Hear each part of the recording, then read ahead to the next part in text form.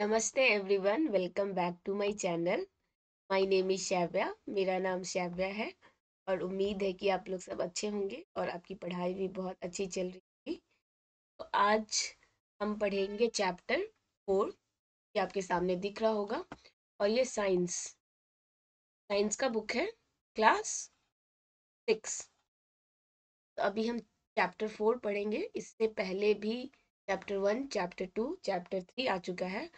मुझे उम्मीद है कि आप लोगों ने उस चैप्टर्स को भी पढ़ा होगा बहुत अच्छे से, एक बार नहीं, 2 बार, 3 बार पढ़ा होगा। अगर आप इस चैनल पे फर्स्ट टाइम आ रहे हैं तो सबसे पहले आप इस चैनल को सब्सक्राइब कर लेंगे। इस चैनल का लिंक और इस वीडियो का लिंक अपने फ्रेंड्स के साथ, दोस्त के साथ, यारों के साथ, सहेली के साथ, रिलेटिव्स के साथ, कॉलीग के साथ शेयर करेंगे, को भी थोड़ा बहुत हेल्प मिल सके। इस चैनल पे और भी बहुत सारे वीडियोस डले हैं, आप उसको भी चेकआउट करेंगे, उसको भी पढ़ेंगे।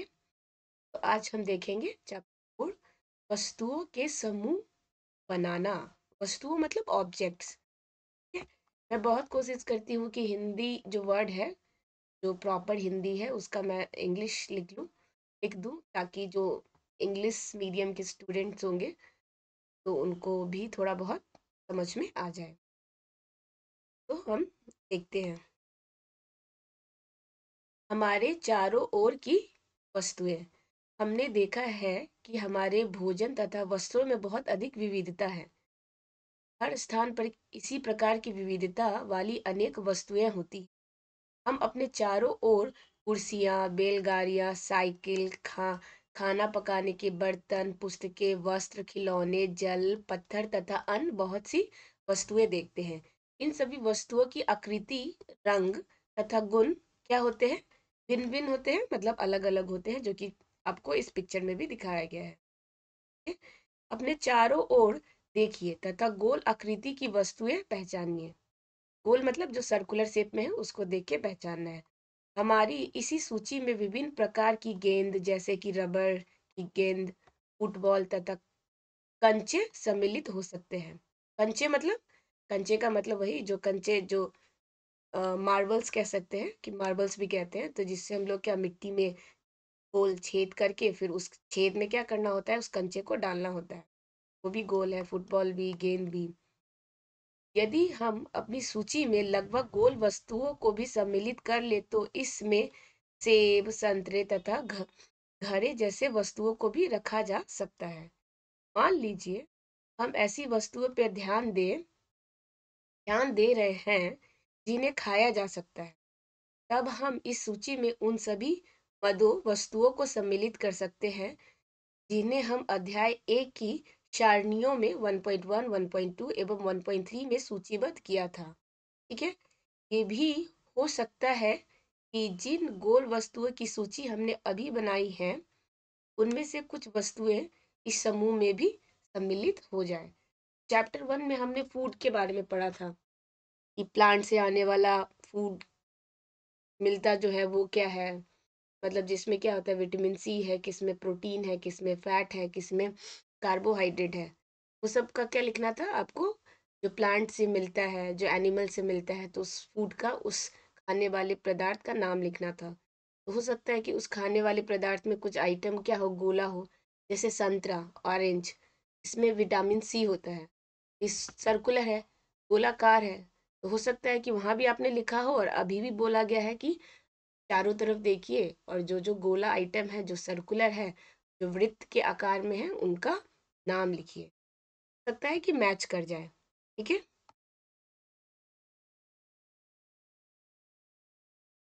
मान लीजिए हम प्लास्टिक की बनी वस्तुओं का एक समूह बनाना चाहते हैं, जैसे कि बाल्टियां, लंच बॉक्स, खिलौने, जलपात्र, पाइप, नलियां तथा इसी प्रकार की बहुत सी वस्तुओं को इस समूह में स्थान मिल सकता है। ये सब प्लास्टिक के हैं। अब वस्तुएं के समूह बनाने के बहुत से ढंग हैं।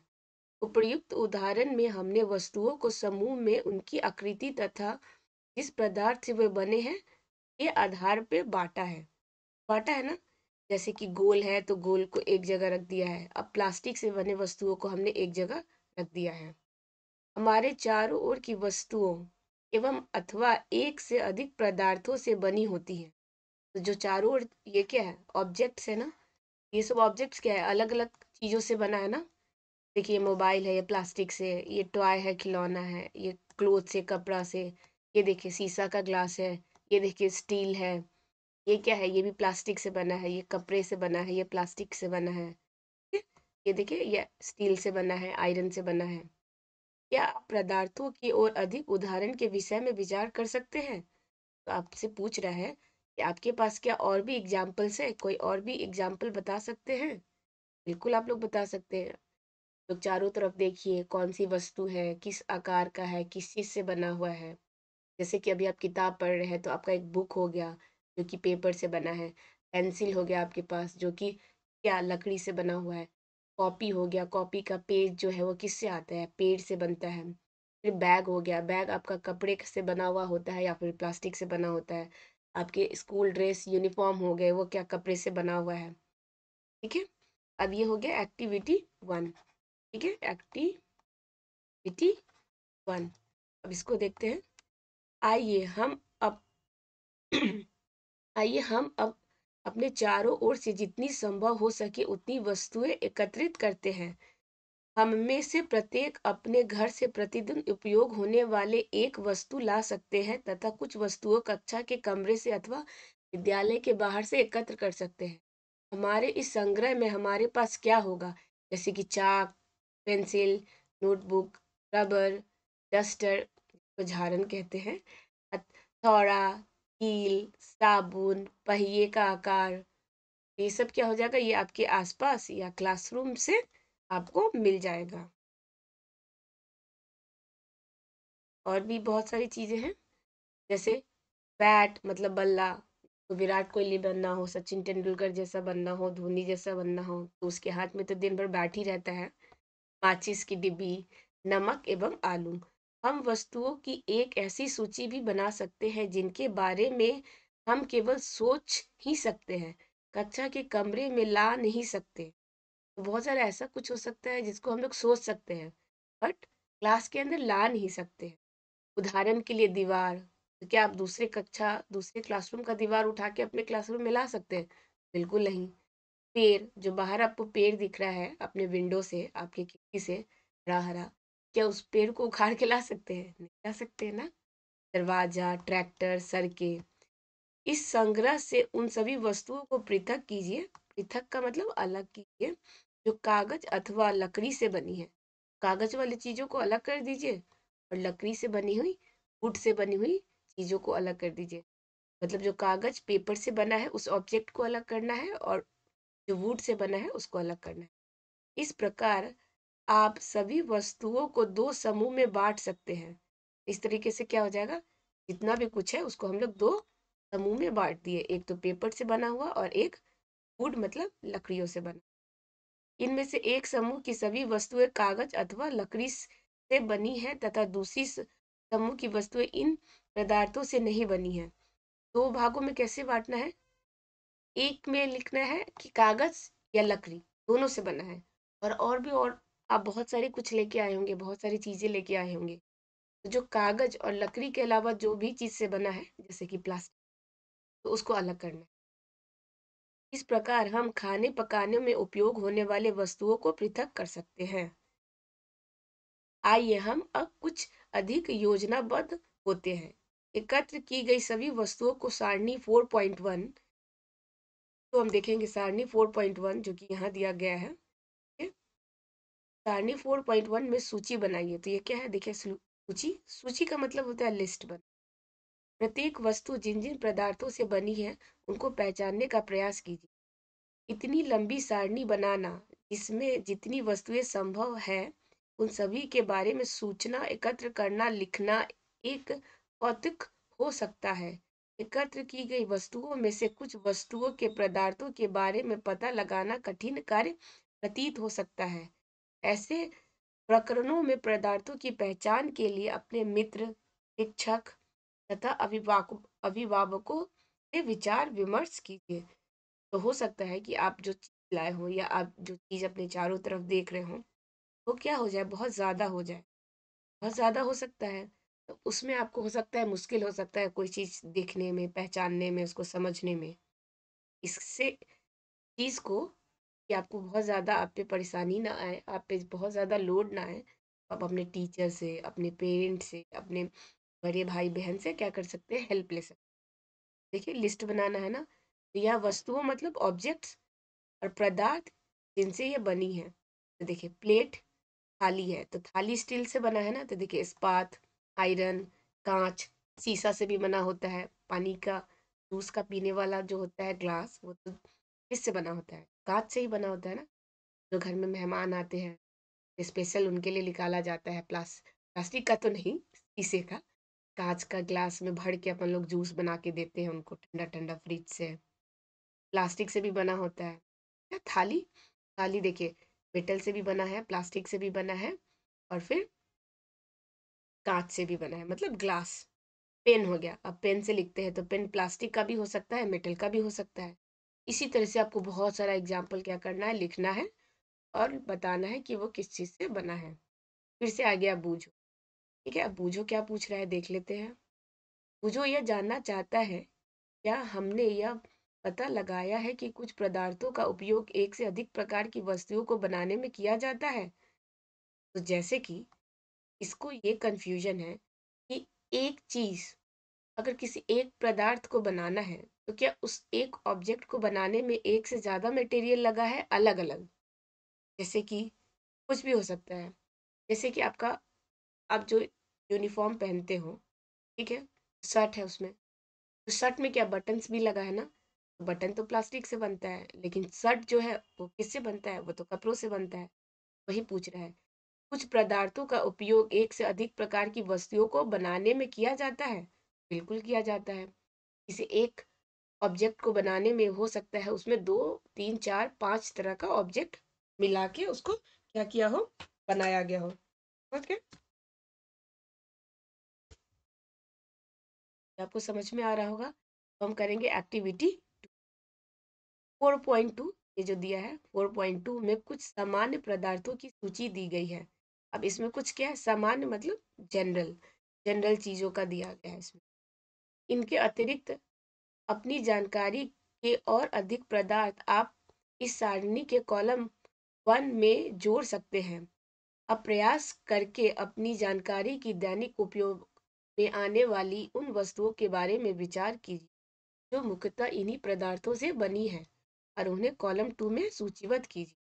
इन सब सारणियों से हमें क्या पता चलता है। पहले हमने वस्तुओं को कई ढंग से समूहों में रखा। इसके पश्चात हमने यह पाया कि हमारे चारों ओर की वस्तुएं विभिन्न पदार्थों से बनी हैं। कई बार तो कोई कई बार तो कोई नेक्स्ट पेज में,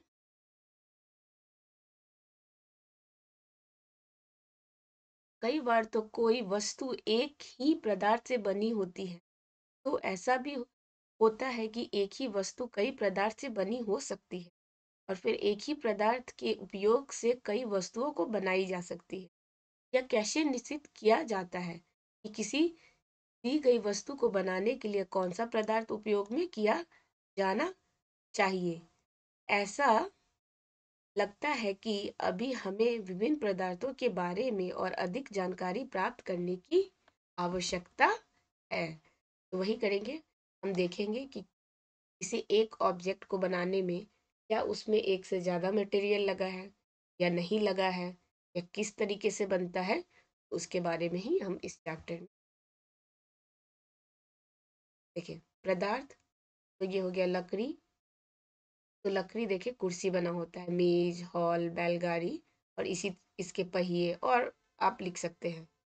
कागज, कागज से क्या क्या बनता है, तो बुक्स बन गए, नोटबुक बन गए, न्यूज़पेपर बन गए। खिलौने, जो पेपर का हम लोग खिलौना उड़ा उड़ा के आप लोग फूकते नहीं है क्लासरूम में, इधर से उधर, इधर से उधर। पानी का जहाज, पानी बारिश होता है तो फिर जल्दी जल्दी फटाक से अपन जहाज बनाते हैं, फिर पानी में डाल देते हैं। फिर कटोरा भी बना लेते हैं, फिर चिड़िया भी बना लेते हैं, रुमाल भी बना लेते हैं, बहुत सारा चीज़ बन जाता है। तो इसी तरीके से आपको लिखना है। पदार्थ मतलब चमड़ा, तो चमड़ा से क्या क्या बनता है, जैसे बैग वगैरह हो गया, बेल्ट हो गया। प्लास्टिक से क्या हो गया, कप हो गया, ग्लास हो गया।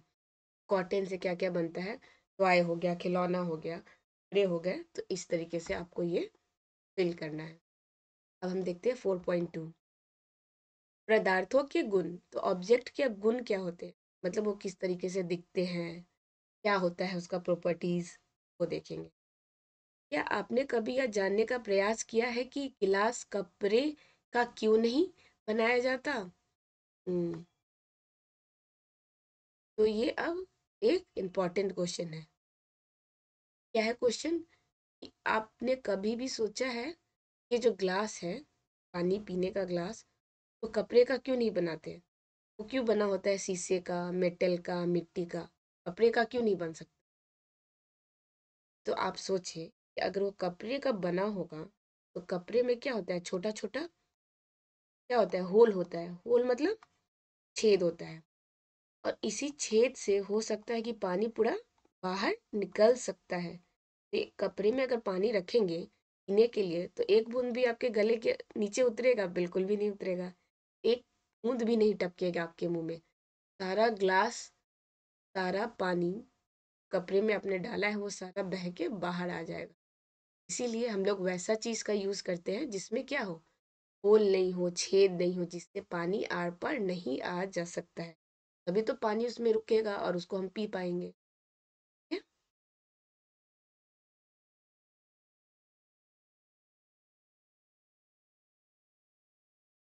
अध्याय 3 में कपड़े के टुकड़ों के साथ जो प्रयोग हमने किया था उसे याद कीजिए, और यह ध्यान में रखिए कि हम गिलास का उपयोग सामान्यतः द्रवों को रखने के लिए करते हैं।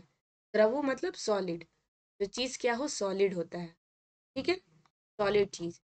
सॉलिड मतलब एकदम ठोस बना हो किसी चीज़ का, उसी के लिए ना कपड़ा इस्तेमाल किया जाता है। अब इस कपड़ा में आप पानी डालेंगे तो ये तो पूरा ऐसे बाहर निकल जाएगा, लेकिन इसमें कोई चीज़, चना है, दाल है, पैसा है, टॉफी है, ये सब डालेंगे तो ये नहीं गिरेगा। का मतलब कपड़े के अंदर सॉलिड चीज़ को ही डाला जा सकता है। इसीलिए अब यदि हम कपड़े का गिलास बनाए तो क्या हमारा यह कार्य काफी हास्यास्पद प्रतीत नहीं होगा? हास्यास्पद मतलब जो हंसी के लायक हो। अगर आप कपड़े का गिलास बनाएंगे तो समझने लगेगा, कहेगा ये बहुत बेवकूफ है, लगता है इसको नहीं पता है, कभी पानी नहीं पिया है ये, तो फिर कब पानी किस में पिया जाता है इसको कभी आइडिया ही नहीं है। वैसा नहीं करना है। देखिए ये क्या कर रही है, ग्लास में पानी रखी है फिर कपड़े में डाल रही है, ये पूरा पूरा पानी नीचे गिर गया ना। ग्लास बनाने के लिए हमें कांच, प्लास्टिक, धातु अथवा कोई ऐसा पदार्थ चाहिए जो जल को रोक सकता हो। इसी प्रकार खाना पकाने वाला पात्र बनाने के लिए कागज का उपयोग करना भी कोई बुद्धिमानी का काम तो नहीं। कागज का बर्तन बनाएंगे और उसको आग में पकाने के लिए डालेंगे तो कागज ही सबसे पहले जल जाएगा, खाना तो आपका कहाँ जाएगा फिर? तब हम यह देखते हैं कि हमारे द्वारा किसी वस्तु को बनाने के लिए किसी पदार्थ का चयन किया जाना उस पदार्थ के गुणों तथा उपयोग की जाने वाली वस्तु के प्रयोजन पर निर्भर करता है। कोई भी चीज़, कोई भी ऑब्जेक्ट, कोई भी मटेरियल हम लोग यूज़ करते हैं, तो वो देखते हैं कि ये मटेरियल, ये चीज़ काम आ सकता है। अब जो चीज़ आग पे रखना है, कागज़ का तो नहीं रखेंगे ना, कागज़ का रखेंगे तो कागज़ जल जाएगा सबसे। अब कोई लिक्विड डालना है, कोई द्रव डालना है, ठीक है, तो उससे क्या होगा, कोई लिक्विड आप डालेंगे तो वो बह जाएगा। फिर में कोई लिक्विड डालेंगे तो पूरा बह जाएगा ना, कब्बे से तो आर पार हो जाएगा। अतः पदार्थों के वे सब गुण क्या है जो उसके उपयोग के लिए महत्वपूर्ण होते हैं। नीचे कुछ गुणों को विवेचना की गई है। क्या की गई है देखते हैं। विवेचना मतलब उसको एक्सप्लेन किया गया, उसको बताया गया। दिखावट, पदार्थ प्रायः एक दूसरे से भिन्न दिखाई देते हैं। लकड़ी लोहे से बिल्कुल भिन्न दिखाई देती है। लोहा तांबा अथवा एल्युमिनियम से भिन्न दिखाई पड़ता है, परंतु फिर भी लोहे, तांबे तथा एल्युमिनियम में कुछ समानता हो सकती है जो लकड़ी में नहीं पाई जाती है। तो क्या होता है कि जैसे कि लकड़ी, एक जगह क्या है, लकड़ी है, ठीक, ये लकड़ी है, ये क्या है, लकड़ी है, लकड़ी हो गया, और ये कोई मेटल का सुई है। ये पता चल जाएगा ना कि ये लकड़ी है और ये मेटल का है। वो देखने में ही पता चल रहा है अलग अलग है दोनों। लेकिन मेटल में कोई चीज़ आयरन का है, कोई एल्युमिनियम का है, कोई कॉपर का है, तो सब क्या होता है, थोड़ा थोड़ा लगेगा कि एक ही जैसा है, एक ही कुछ है, एक ही चीज़ से बना है। तो ऐसा क्यों होता है, उसी के बारे में हम आगे।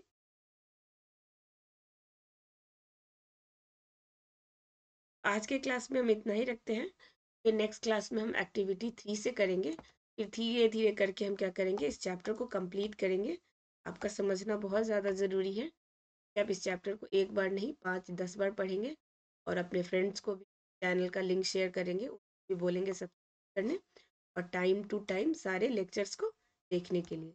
बहुत छोटा चैप्टर है, हम क्या कर लेंगे, नेक्स्ट क्लास में चैप्टर को हो सके तो फिनिश कर लेंगे।